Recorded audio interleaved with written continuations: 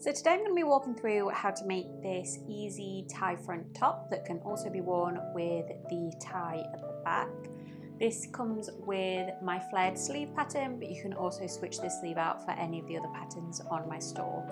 I've tried to keep this as beginner friendly as possible, and I think that's everything, so let's get on with the tutorial. So this is everything that you're going to need for this particular tutorial. You'll need a 4-way stretch fabric. This is 95% cotton, 5% elastane, some matching thread, some pins, some fabric scissors or a rotary cutter, some fabric pens or tailor's chalk. I prefer working with fabric pens when I'm working with stretchy fabric, and an iron. So I'll be using 2 sewing machines for this project. I have my regular machine with zigzag stitch. This is one of the Singer heavy duty machines, and I also have my overlocker. You may also call this a serger, and this is the Brotherlock 734DS.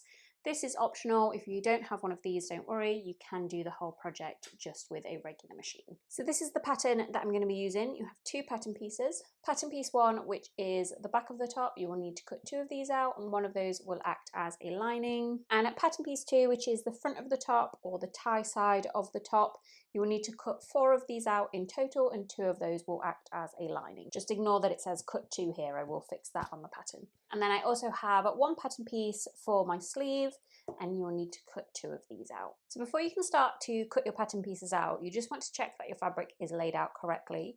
So you want to find your selvage edges, which are the finished edges of your fabric. And quite often with stretchy fabric, they are finished with glue. So you should be able to feel that your selvage edge is much rougher than the rest of your fabric. You can also see that the selvage edge sits nice and flat, whereas my raw edges tend to curl in. So you want to find both of those selvage edges and fold your fabric so that the 2 selvage edges are one on top of the other. So you've got a selvage edge here and a fold at that side. Now I can start to lay my pattern pieces out. So the most important thing here is to find the grain line that goes up the center of our pattern pieces, and that grain line wants to be parallel to the selvage edge. You can draw out your pieces however you want, as long as that grain line is parallel to this edge. We also have the same grain line on the tie piece of the top as well. So I'm just going to lay these out and draw around them with my fabric pen. So once you've drawn those pieces in place, I'm just going to take some pins and pin within those lines that I've drawn. That's just going to make sure that when we come to cut these pieces out, that the 2 layers of fabric stay together and don't move around too much. And once those pins are in place, you can start to cut your pieces out, just being very careful to make sure you don't stretch the fabric as you cut in and that you get both layers of fabric. And then I'm going to go ahead and cut out my remaining pieces off camera. So once you've cut all your pieces out, you should have 2 pieces for the back of the top. You should have 4 pieces in total for the tie side of your top, 2 for each side. If you are working with a fabric with an obvious right or wrong side, you want to make sure throughout this whole project that you always have 1 piece for each side, because it can be easy to end up with 2 pieces in one certain orientation. So just constantly check that you have a piece for each side. And you will also have 2 pieces for your sleeves. So I'm going to start with the back of the top. I'm going to take my 2 pieces and lay them one on top of the other with right sides facing together. And I'm going to pin my 2 layers together along the neckline and the waistline. If you want to make this a sleeveless top, you can also pin along the armholes. So now I'm going to take my overlocker and sew the edges that I've added my pins to. So for me, that's just the neckline and the waistline. You may also be sewing the armholes.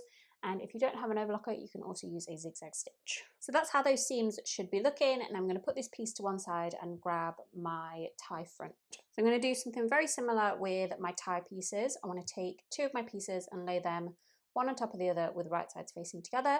I'm going to take my pins and pin along the neckline, along the end of the tie here, and along this waistline. Again, if you are making a sleeveless top, you also want to pin around that armhole. So now I'm going to go in with my overlocker and sew those edges that I've just added pins to. You can also use a zigzag stitch, and I'm also going to go in and do the same thing with my remaining 2 pieces of the tie front. And once those seams are sewn in place, I'm just going to turn this piece to the right side out.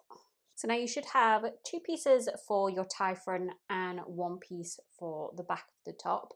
Just making sure again that if you're using a fabric with a right and wrong side, that you definitely have 1 for each side of the top. So now I'm going to take the back of the top, which should still be inside out, and I'm going to take my tie front and place it inside the 2 layers of the back of the top, just matching up all those corresponding edges.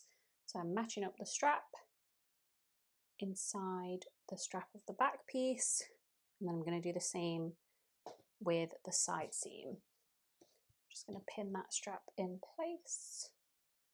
And you'll be pinning through 4 layers of fabric here. Make sure nothing's twisted inside there.